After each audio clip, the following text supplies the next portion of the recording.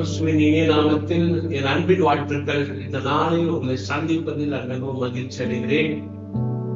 இந்த வருடத்துடைய கடைசி மாதத்தில் வந்திருக்கிறோம். இது விசேஷித்த மாதம்.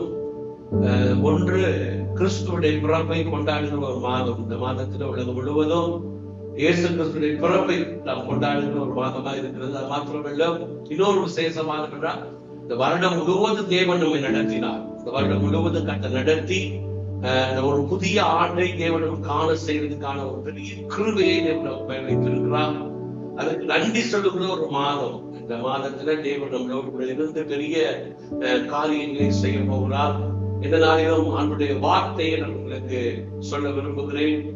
அன்பு சகோதர சகோதரிகளே, என் அன்பின் கிறிஸ்துமஸ் வாழ்த்துக்களை நான் உங்களுக்கு தெரிவித்துக் கொள்கிறேன். கர்த்தர் உங்களை ஆசீர்வதிப்பாராக. இந்த நாள் ஆண்டு கொடுத்த ஒரு வார்த்தையை நான் உங்களுக்கு சொல்ல விரும்புகிறேன். யோவான் எழுதின சுவிசேஷம் 1ஆம் அதிகாரம் 14வது வசனத்தை நான் உங்களுக்கு வாசிக்கிறேன்.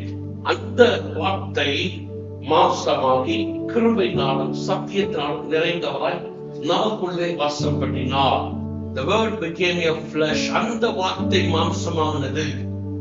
ஆதியாகமத்திலே நாம் வாசிக்கிறோம், அந்த வார்த்தை மாம்சமாய் மாறினது. யோவான் 1ல வாசிக்கிறோம், ஆதியிலே வார்த்தை இருந்து, அந்த வார்த்தை தேவனிடத்திலிருந்து, அந்த வார்த்தை தேவன். எந்த வார்த்தை? ஆதியிலே இருந்த அந்த வார்த்தை. ஆதியாகமத்தில் வாசிக்கும் பொழுது தேவன் தன்னுடைய வார்த்தையினாலே வானத்தை பூமியை எல்லாவற்றையும் உண்டாக்கினார். தன்னுடைய வார்த்தையினால் எல்லாவற்றையும் உருவாக்கின அந்த தேவன், அந்த வார்த்தையாகிய தேவன் மாம்சம் இந்த பூமியிலே வெளிப்பட்டார் என்று சொல்லப்பட்டிருக்கிறது. எதற்காக தேவன் இந்த பூமியிலே வார்த்தையாகிய தேவன் மாம்சமாய் மாற வேண்டும்? எதற்காக தேவன் வார்த்தையாய் இருக்கிற தேவன் இந்த பூமியிலே மாம்சமாய் மாறி எதற்காக இந்த பூமியில வர வேண்டும் என்றுதான் ஒரு பெரிய கேள்வி நமக்குள்ள இருக்கும். அநேகர் சொல்லுவாங்க, எதுக்கு தேவன் இந்த பூமியில பிறக்க? தேவன் பிறக்க மாட்டார், தேவன் பிறந்ததுக்கு சான்ஸ் இல்ல, கடவுளுக்கு குமாரன் இல்லை, கடவுளுக்கு பிள்ளைகள் என்று சொல்வார்கள். சிலர் அப்படிலாம் நடக்கிற சான்ஸ் இல்லை. ஆனால் வேதம் நமக்கு அழகாய் தெளிவாய் சொல்லுகிறது, அந்த வார்த்தை ஆதியிலே தேவனோடு இருந்த வார்த்தை, ஆதியிலே இந்த வானத்தை பூமியை உண்டாக்குவதற்கு முன்பாக இருந்த வார்த்தை, ஆதியிலே இந்த வானத்தை பூமியை உண்டாக்கின வார்த்தை, ஆதியிலே இந்த அண்ட சராசரங்களை தன்னுடைய வார்த்தையினால உருவாக்கின அந்த வார்த்தை, தன்னுடைய சாயலாக தன்னுடைய ரூபத்தின்படி மனிதனை படைத்ததால் அந்த வார்த்தை இந்த பூமியிலே வார்த்தையாகிய தேவன் இந்த பூமியிலே மாம்சமாய் வெளிப்பட்டார் சொல்லப்பட்டிருக்கிறது. ஏன் தேவன் மாம்சமாய் வெளிப்பட வேண்டும்? வேதத்தில் நிறைய காரியங்கள் சொல்லப்பட்டிருக்கு. எதற்காக தேவன் மாம்சமாய் வெளிப்பட வேண்டும்? ஒரு சில காரியங்களை உங்களுக்கு நான் சொல்ல விரும்புகிறேன். முதலாவது, தேவனுடைய மாம்சமாய் வார்த்தையாகிய தேவன் மாம்சமாய் வெளிப்படுவதற்கு காரணம் நம் ஆதியாகமத்தில் தெரியும். தேவன் தம்முடைய சாயலாய் தம்முடைய ரூபத்தின்படியே மனிதனை தேவன் படைக்கிறார், அழகாய் உருவாக்குகிறார். அவனுக்கு தம்முடைய ஜீவ சுவாசத்தை அவனுக்கு கொடுக்கிறார். அவனுக்கு ஏதேங்கிற ஒரு தோட்டத்தை, அழகான ஒரு தோட்டத்தை உருவாக்கி அவனுக்கு எல்லாவற்றையும் அவனுக்கு கொடுத்து இந்த தேசம், இந்த உலகத்தை தம்முடைய வார்த்தையினால் உண்டாக்கினவைகளை ஆண்டு கொள்ளும்படியாக, அவைகளை தன் கீழ்ப்படுத்தும்படியாக தேவன் மனிதனுக்கு அதிகாரத்தை கொடுத்தார்.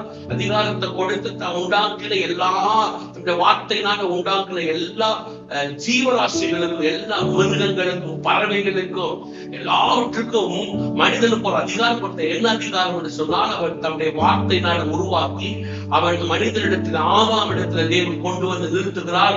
ஆதாம் அவைகளுக்கு என்ன பேர் வைத்தானோ அந்த பேர் அப்படியே ஆயிற்று சொல்லப்பட்டிருக்கிறது.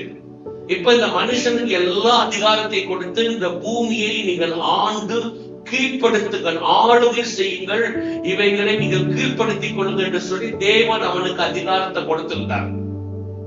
ஆனால் மனிதன் அவனுடைய வார்த்தைக்கு கீழ்ப்படியாமல், அவன் கீழ்ப்படியாமல் போனது நிமித்தமாக, எதை செய்யக்கூடாதோ அதை செய்தது நிமித்தமாக அவன் ஏதேனை விட்டு துரத்தப்படுகிறான். ஏதேனை விட்டு அவன் துரத்தப்பட்டு இப்பொழுது அவனுடைய ஏதேனை விட்டு வெளியே வருகிறான். ஏதேனை விட்டு துரத்தப்படு சொன்னால் தேவனுடைய அந்த உறவை விட்டு பிரிக்கப்படுகிறான். ஆதாம் பாவம் செய்த உடனே அந்த மரத்துக்குள்ள போய் அத்தி மரத்துக்கு கீழாக தன்னை மறைத்துக் கொண்டான். அத்தியிலே தன்னுடைய உடலை மறைப்பதற்காக அவன் ஆடையை தயார் செய்து கொண்டான். அப்ப தேவன் வந்த பகலில் குளிர்ச்சியான வேளையில தேவன் வருகிறார், உலாவுகிறார். ஆதாமை தேடி பார்க்கிற, ஆதாம் இல்ல, ஆதாமே எங்க இருக்குன்னு சொல்லி கேட்கும் போது அவன் நான் பயந்து கொண்டு இருக்கிறேன்னு சொன்னாங்க. பயம் உருவாயிடுச்சு. தேவனுடைய கீழ்ப்படியாமையினால ஆதாம் எதை செய்யக்கூடாதுன்னு கர்த்தர் சொன்னாரோ அந்த கர்த்தர் சொன்ன வார்த்தைக்கு கீழ்ப்படியாமையினாலே அவன் பாவம் செய்தான். பாவத்தின் நிமித்தம் தேவன் அவனை, அது தேவனுடைய உறவு, தேவனுடைய மகிமை இழந்து போனான். ஆதாமோடு கூட தேவன் உறவாடினார். எப்படி உறவாடி நினைக்கிறீங்க?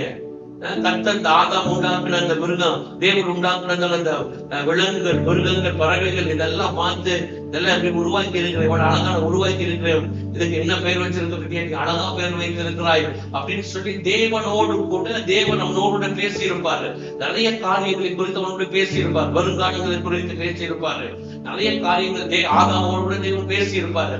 ஆனால் இப்பொழுது என்ன நடந்துச்சுன்னா, கீழ்ப்படியாமை போனதுனால பாவம் என்கிறதான ஒரு காரியம் மனிதனுக்கும் தேவனுக்கும் ஒரு பெரிய பிளவை உண்டாக்கினது. அவன் தேவனுடைய மகிமை இழந்து போகிறான்.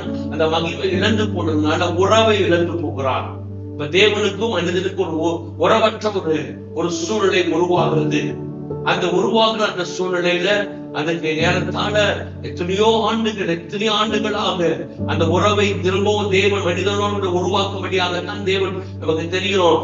தேவன் நோவாவை தெரிந்து கொள்ளுகிறார். நோவாவுக்கு பிறகு ஆபிரகாமை தெரிந்து கொள்ளுகிறார்.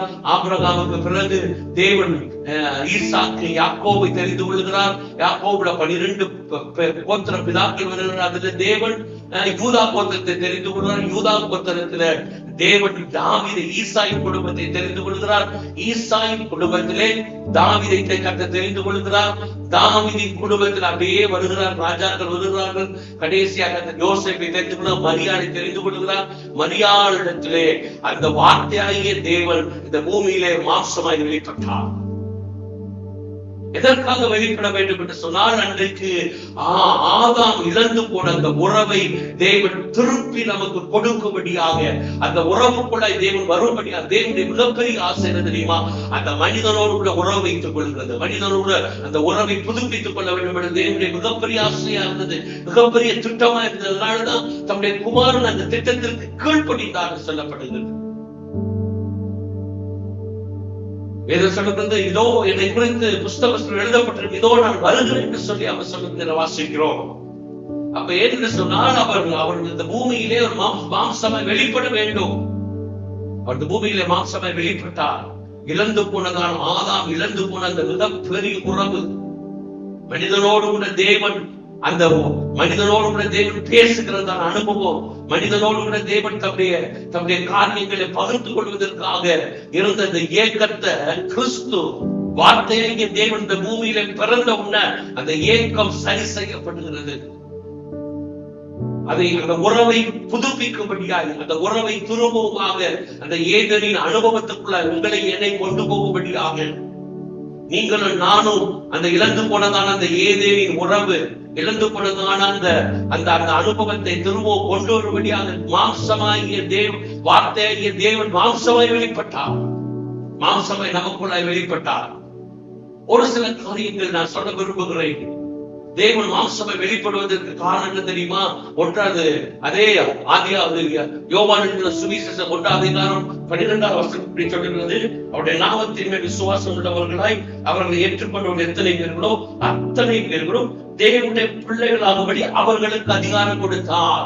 இன்னைக்கு ஒரு மிகப்பெரிய ஒரு காரியம், நீங்களும் நானும் தேவனுடைய பிள்ளைகளாகும்படியான அதிகாரம். பிள்ளைகள் அந்த இழந்து போன அந்த உறவை புதுப்பிக்கிறது மாத்திரமல்ல, அந்த உறவை புதுப்பிக்கிறது மாத்திரமல்ல, அவர் நம்முடைய பிள்ளைகளாகும்படியான அதிகாரம். பிள்ளைகள், சன்ஸ் ஆஃப் காட், தேவனுடைய பிள்ளைகள்.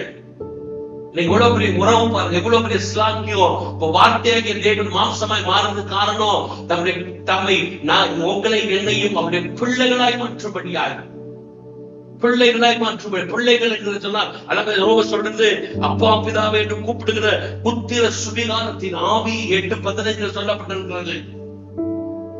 அவர் தேவன் உங்களுக்கு இந்த பூமியில வெளிப்படுவதற்கு காரணம் பிள்ளைகள் ஆக்கும்படியா, பிள்ளைகள் அதிகாரத்தை நமக்கு தேவன் கொடுத்திருக்கிறார். எத்தனை பேரு அதை நீங்க நம்புறீங்களோ தெரியல. நீங்கள் நானும் உங்களுடைய பிள்ளைகளா இருக்கிறோம். நீங்கள் நானும் பிள்ளைகள்.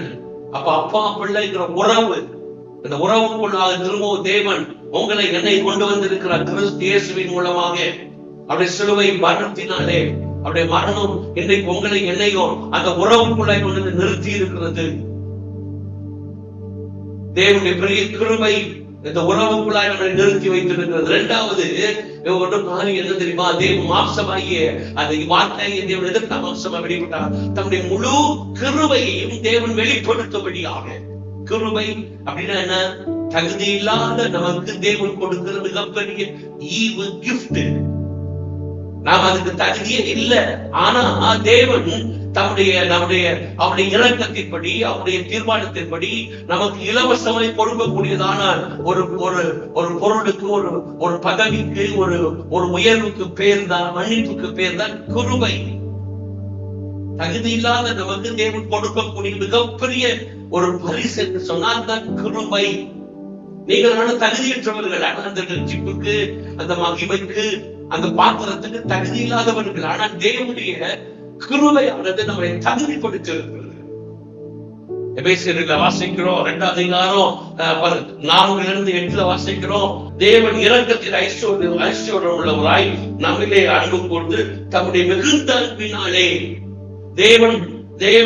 தேவனோ இரக்கத்தில் ஐஸ்வர்யம் உள்ளவராய். அப்படின்னு என்ன அர்த்தம்னா, தேவன் இரக்கத்தில் ஐஸ்வர்யம் உள்ளவராய் உங்களை என்னையும் மீட்க, உங்களை என்னையோ அந்த கிருபைக்கு தகுதி உள்ளவராய் மாற்றும்படியாக அவர் வார்த்தையாகிய தேவன் மாம்சமாய் வெளிப்பட்டார்.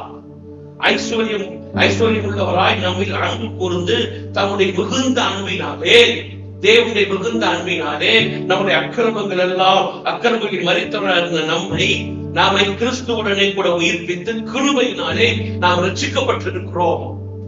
அப்ப மாம்சமாகிய வார்த்தையாகிய தேவன் மாம்சமாய் வெளிப்படுவதற்கு காரணம் என்னதுன்னா, நீங்கள் நான் அக்கிரமங்களில் மரித்தவராக இருந்த நம்மை கிறிஸ்துவுடனே கூட உயிர்ப்பித்து கிருபையினாலே ரட்சிக்கப்பட்டிருக்கிறோம். அப்ப கிருபை வெளிப்பட்டு இருக்கிற இந்த நாட்களிலே அது மாத்திரமில்ல, கிறிஸ்து இயேசுவுக்குள் அவர் நம்மிடத்தில் வைத்த தயவினாலே தம்முடைய கிருபையின் மகா மேன்மையான ஐஸ்வர்யம் வருங்காலையில் விளங்க செய்வதற்காக, கிருபையின் மகா மேன்மை, அந்த மகா மேன்மையான ஐஸ்வர்யத்தின் வருங்காலங்களிலே தேவன் விளங்க செய்வதற்காக நம்ம கிறிஸ்துவுக்குள் கிறிஸ்து இயேசுவுக்குள் நம்மை அவரோடு எழுப்பி உன்னதங்களில் அவரோடு கூட உட்கார வைத்திருக்கிறார். திரும்பவும் அந்த உன்னதத்துல நம்ம கூட உட்கார வைக்கிறதுக்காக உன்னதத்தில உட்கார வைத்திருக்கிறார். அப்ப உன்னதத்தில உங்களை என்னை உட்கார வைப்பதற்காக அந்த தேவன், அந்த வார்த்தையாகிய தேவன் மாம்சத்திலே வெளிப்பட்டார். கேட்டுக்கொண்டிருக்கிற அன்பு தேவ ஜனமே, இது ஒரு பெரிய கிறிஸ்துமஸ் நற்செய்தி. நம்ம ஏதோ சொல்லிட்டு இருக்கிறோம், ஆனா இதுதான் உண்மை. இதுதான் கிறிஸ்துவுடைய பிறப்பதற்கு நோக்கமே. இந்த பூமியில வார்த்தையாகிய தேவன் மாம்சமை வெளிப்படுத்தும் நோக்கமே தெரியுமா? இழந்து போன உறவை திரும்பவும் தேவன் கொடுக்கும்படியாக, இழந்து போனதை திரும்பவும் அந்த உறவை புதுப்பிக்கும்படியாக அந்த வார்த்தையாகிய தேவன் மாம்சத்தில் வெளிப்பட்டார். இரண்டாவது, நீங்கள் நானும் அப்பா பிதா பிள்ளைகள் அதிகாரத்தை தேவன் நம்ம கொடுத்திருக்கிறார். இன்றைக்கு நாம் பிள்ளைகளா இருக்கிறோம். மூன்றாவது காரியம், அப்படியே மகாபெரிய கிருபை. அந்த கிருபை நமக்கு இந்த உலகம் முழுவதும் வெளிப்படும்படியாக சிலுவையிலே அது வெளிப்பட்டது.